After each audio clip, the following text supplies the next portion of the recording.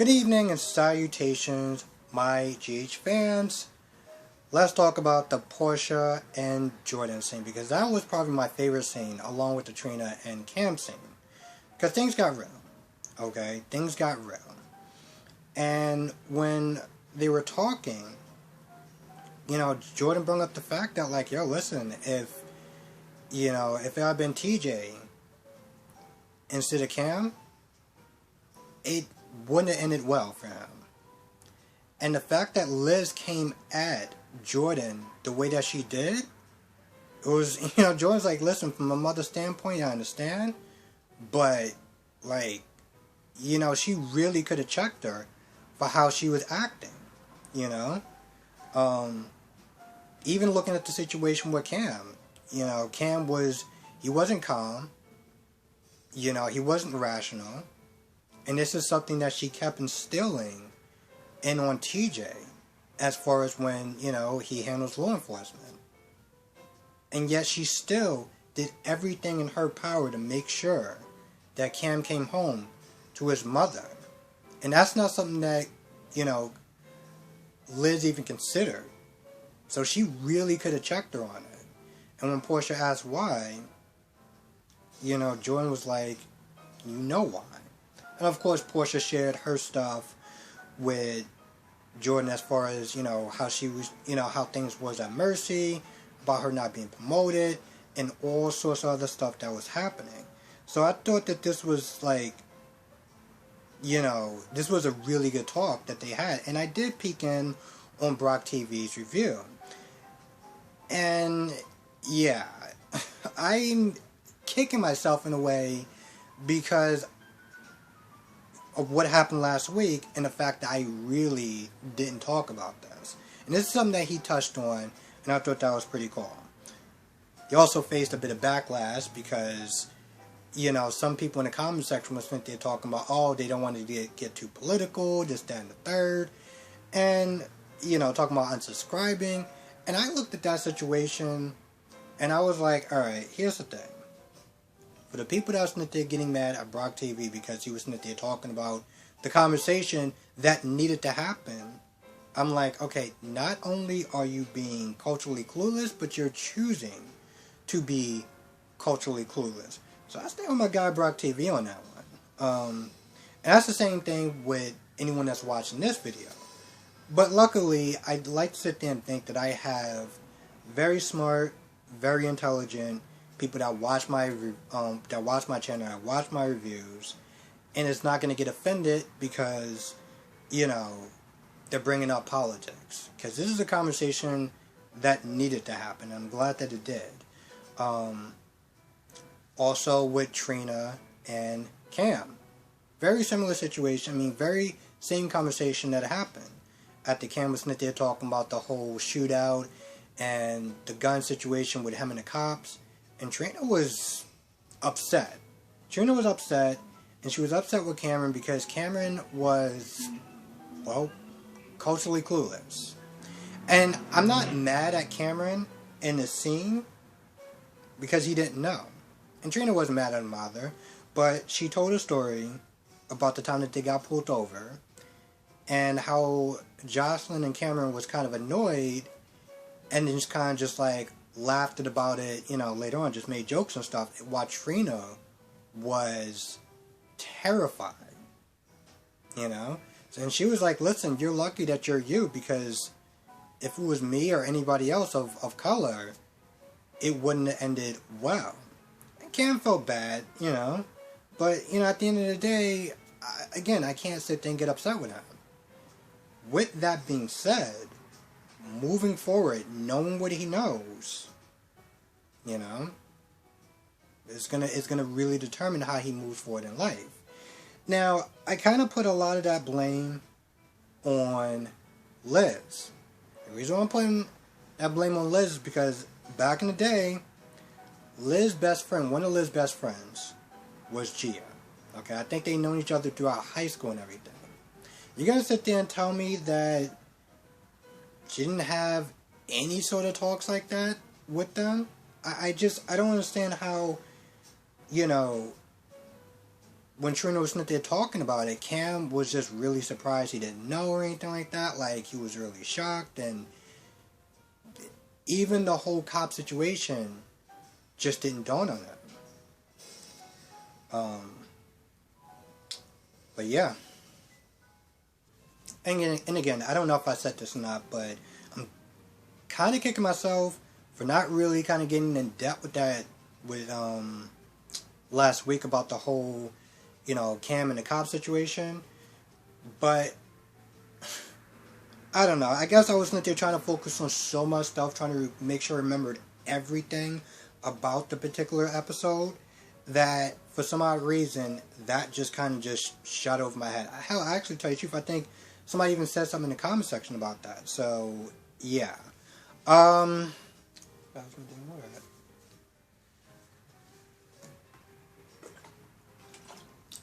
another thing that I liked was the Sam and Carly situation, because Sam, listen, here's the thing.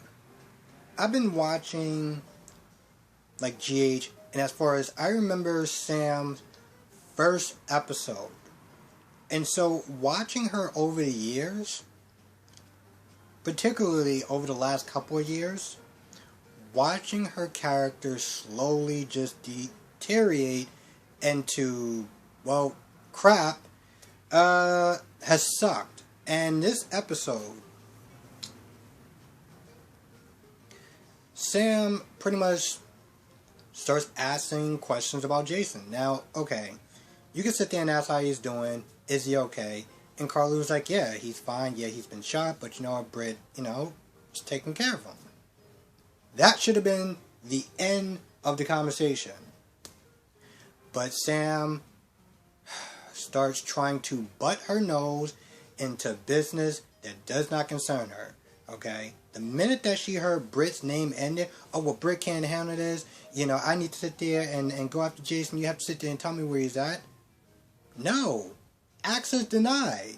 And yes, I know I'm sitting there taking that from Brock TV, but hell, I actually had to sit there and use it again. Carly really put her in her place, and I'm so glad that she did. Because, I knew how this scene was going to play out. I knew the minute that Carly gave a bit of pushback, like, yo, listen, that's all I can tell you. She tried to use the whole, oh, he's the father of my children, blah, blah, blah, blah, blah. And Carly was like, yeah, but you left Jason because of your children. So, like, you walked away from that world and all the stuff that came with it. You did that because you want to sit there and try to create a better life for your children. So, why don't you go and do that? Another reason why this scene is just so interesting to me, because it just kind of just... It's like, what is Sam doing at this point in this show? Because, well, she doesn't have a job. She's not running Aurora. She's not being a PI. You rarely see her with the kids because she's always dropping them off to, well, somewhere. So it's like, what is she doing? Now the only thing that it seems like she's doing is trying to butt her nose in business that doesn't concern her. I mean, we can go back to the whole Brando and Molly situation. Again, that didn't concern her. And once again, this is what she's doing. So it's like... And in a way, I do blame the writers, because they could have actually been giving her stuff to do. And it's not like she was totally useless throughout these couple of years. But there's times where it's like, when she's useless, it's just like, it's so painfully obvious. Now, what I did actually kind of forget about the whole Jordan and Portia scene was in the beginning, when Jordan was sitting there describing the whole, the guns incident with Cameron and everything like that, she was like, where were you at, Portia? And Portia was like, well, I was around, I was, somewhere. We all know where Portia was, okay? We all know that Portia was hanging out with Curtis, throwing back shots, having a good time. And when they left, like when they parted ways, Portia took out her phone, started looking at pictures, and saw the picture of her, Curtis, and the mixologist. just having a great time. So, you know, she's feeling kind of guilty about that. But I give it about a month and a half. A month and a half before they start playing matches tag, because, well, it's gonna happen, okay? The way the scenes are, you know, every time with Portia and Curtis, you can tell that they're just getting closer and closer. And, well, Curtis' defense, she's Portia, you know, it just kind of speaks for itself. So I don't blame him whatsoever for wanting to get with Portia, because, well, she's Portia, and that's pretty much all I'm going to say about it. Chase is getting worse. And so, at some point, they call him Willow, I guess for moral support or whatever. But, yeah, Chase is getting worse, and Anna winds up calling Peter. Now, Peter, before he gets there and starts acting like a dick, is listening in, well, being a creep, listening in and coaching this new nurse on the things to say to, you know, help pass the interview. There's a certain point where the nurse brings up the fact that, you know, Maxi's having a girl. And Maxi's like, yeah, I didn't tell you that. So how do you, like, how do you know about that? Peter is like, yep, I guess I'm going to have to sit there and dump another nurse in the trash. Now, this nurse comes up with some sort of excuse that, well, you know, I can tell by the way you're carrying yourself and the way that you're carrying after this baby or something like that, that it's a girl. And I'm like, and Maxi's just like, so when can you start? Wait a minute. You actually bought what you just said? Okay. This is one of those scenes where I feel like not only was that just like the saddest excuse that she could sit there and come up with, but it's one of those things where it's like Maxi just being like, oh, okay. This is where you get plot over. It's like you gotta sit there and dumb down the characters a little bit to make the plot go. Because that's literally what that was. It was like, what? She's so much of an expert and she's been handling these situations for a while, and the way that you're carrying yourself, or some BS that she used, she just knew that it was a girl, and you just said, alright. Okay, so after that scene is done, Peter goes to the hospital. He acts like a dick to Anna, but he does wind up giving Anna the antidote.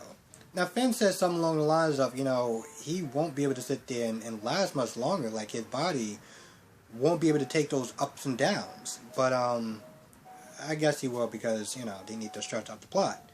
Now, Maxi's not there talking to Brooklyn. And after the nurse left or whatever, Maxi was like, and I'm going to use the nurse as an ally. Yeah, this plan is so doomed to fail, but continue. Maxi's like, listen, since we can't get a hold of Britt, we don't know what's going on with that, we're going to use Bobby Spencer. Then I'm like, okay, alright, I can get behind that. I mean, the one thing that I don't understand about Peter and this nurse is that, I mean, did you think about just, I don't know, putting a bug in there somewhere? This way, because, you know, Peter's like, you know, I need you to be my eyes and ears. Tell me everything that happened from start to finish. Why don't you just plant a damn bug in there? I'm pretty sure Maxi's not going to be able to find it. I don't know. I guess they're going to have, like, maybe, you know, I was thinking about that. You do have Anna and you do have Robert there, so maybe they'll sit there and pick up on it and decide to actually have knowledge of being spies again, because, you know, with Anna, it's like, you know, Peter's just sitting there running rings around her, and she's just like, well, I'll sit there and figure it out. Like, I'll find the scientist or something. Oh, the scientist is dead, and I'll find another way. Like, okay, I know. I have total confidence that you're going to sit there and figure it out. Yep. And there's this weird scene where Brooklyn's sitting there asking Willow, in this roundabout way, sitting there asking her to deliver Maxi's baby. And I'm like, what? Now, granted, this is before she talks to Maxi again, but I'm just like, I haven't even seen Willow attend a class yet. And you're practically like, oh, you're sort of like a nurse. You can, deliver babies and stuff like that. What? Anyway, that whole scene went nowhere, and I'm just sitting there wondering, was it for comedy, or I don't know. Now Dante comes in there at some point. He does start asking Michael, like, where's Jason at? I'm sitting there thinking, why would you ask him that? Because, hell, even if he didn't know, but even if he did know, you know what you think he's going to tell you? But towards the end of the episode, he says that he found a lead. So, yeah. Now, with Jason and Britt, seems to be a bit of a conflict. Because Britt wants to stay, rest, have Jason rest, heal, and get better.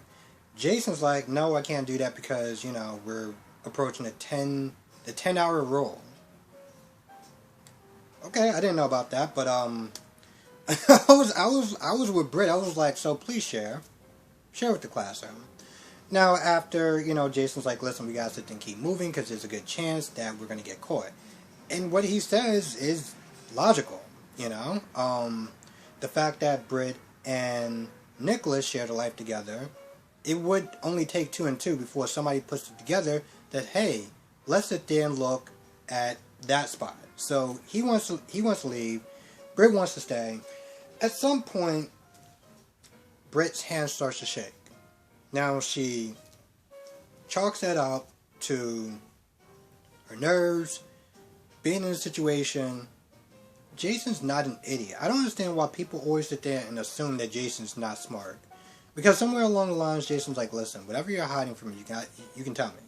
Like, we cool, They share a couple of good moments, some laughs and stuff like that, but I feel like the real meat of it is going to start tomorrow, where, Britt starts to share the reason maybe why her hand is shaking so much. I don't know. Hopefully so. And just to be honest, I still think this whole plan with Maxi as far as hiding the baby because Peter's a danger, it's like, what is Peter going to do to his child? I don't understand why she keeps saying that. I mean, I know that they kind of, like, I'm not going to lie, this portion of it is just like you're really going to fake the child's death because what's going to happen? Peter's going to kill his own child? I just don't understand, like, really why she's going out of her. I mean, it's like, I get that they're trying something new as far as the writers and stuff like that, but I'm just like, this... Now, if Peter's the type of person that would sit there and just take the baby and just run, okay, fine. But, like, he doesn't seem like he's planning on leaving Port Charles. He doesn't seem like he's going to kill the baby. So, what are we exactly doing? Like, why does this need to happen? Every now and then I sit there and think about this, even when I'm at work, I'm just like, why is Maxi so damn determined to go along with this plan? Like, Peter's a danger or something to his child, like to his own child. It was sort of the same thing with Finn when he was like really upset with Anna, like, oh, I let Violet around him. Like, what is he gonna do to Violet? I don't understand.